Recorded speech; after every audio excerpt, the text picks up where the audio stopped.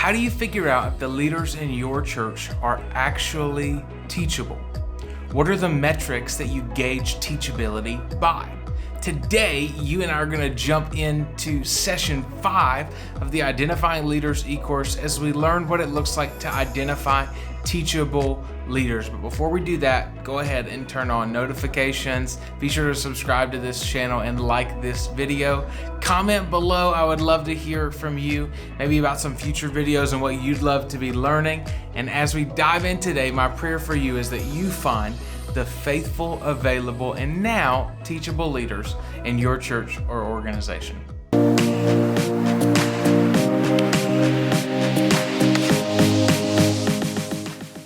Well, hey, welcome to session 5 of the Identifying Leaders e-course. My name is Nick Newman, and I'm excited to dive into our session today, all on identifying teachable leaders. Now, I think this one is one of the most challenging ones of them all because a lot of people say they're teachable, but whenever you give them feedback and criticism and you start talking with them, a lot of times we find out that they're not as teachable as they've said they were in the beginning. This, for me, is one of the most frustrating things about being a pastor and a leader is you have people who come to you and say, "Pastor, I want you to coach me. I want you to help me."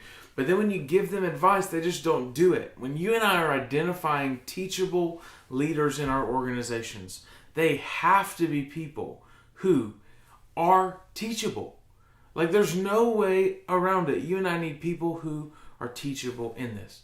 Because the truth is, you will never be able to coach someone who feels personally attacked by what you're saying to them.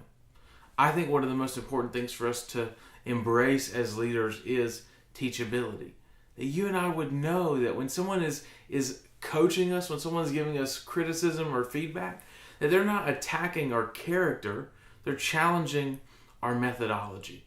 So I want to give you a couple of things today as we look at identifying teachable leaders. One of the first things I think is important for you and I to know is that leaders are learners. Leaders are learners. If you're a leader watching this today, you're not exempt from that. You should be a learner, a lifetime learner. Leaders that are learners want to get better because they know that improvement in whatever area of their life truly does make a difference. I believe that you and I have to be people of learning, consistent learning. What are you reading? Who are you listening to? What are you watching? Who's coaching you? Those are super important things in the life of a leader. I also believe that teachable leaders ask great questions. And so I'm going to give you 2 primary questions that I think lead teachable leaders. And the first one is this: if you're looking to identify leaders who are teachable, look for leaders who ask challenging questions.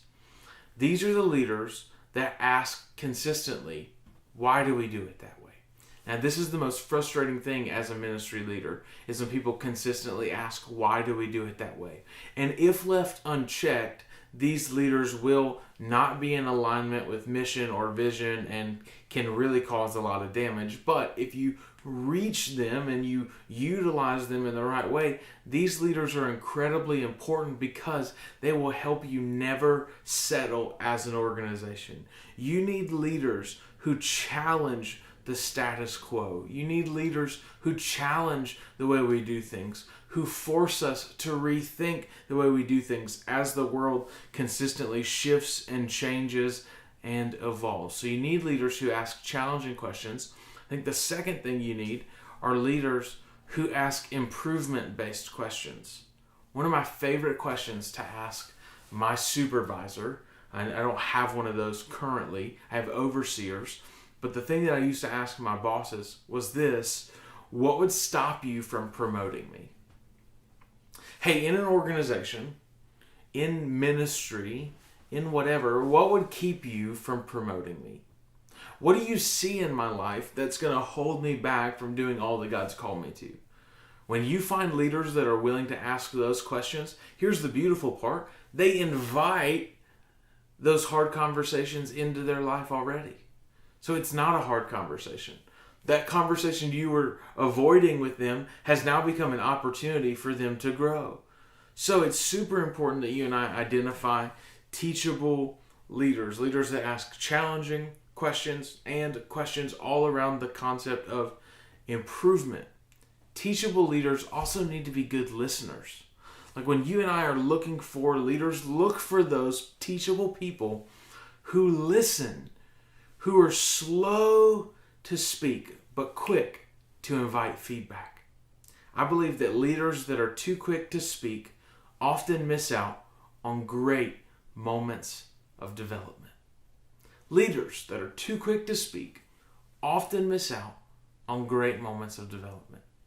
And the last thing that I want to teach you today as we wrap up or we close our time on this session, session 5, is that choose teachable over talented. Now, I'll be honest, this is something that I didn't do in the beginning of our organization. And I don't want to say I regret it, but I've learned a lot of things since then. When you choose to focus on what people bring to the table, when you choose to look solely at talent, you're missing out on the character component. Because the truth is, if someone's not teachable, it's a character issue. It's not that they've just got some flaws, it's that pride is stopping them from being able to receive whatever you say to them as their leader. And that's a problem in the area of ministry. Far too many churches choose talented people over teachable people. And you get burnt, I would say, 80% of the time. When you and I choose to find teachable people, they can grow in their capacity, they can grow in their giftings, and you and I will bring people on the journey with us that we can actually lead and disciple. You normally, I would say, get one or the other in this area, teachable or talented. I've rarely seen a lot of talented people that are also teachable. But some of the most professional and I would say gifted people on the planet are both. And if you can find those people that are both, then you are golden.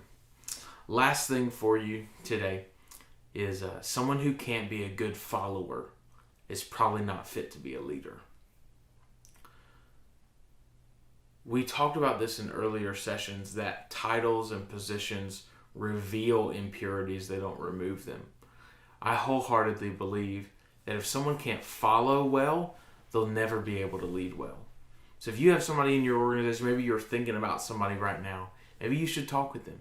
Take some time and help your team grow in the area of teachability. Involve these challenging and improving questions into your culture of your organization. But I believe that teachability is one of the most crucial components of a strong and healthy leader.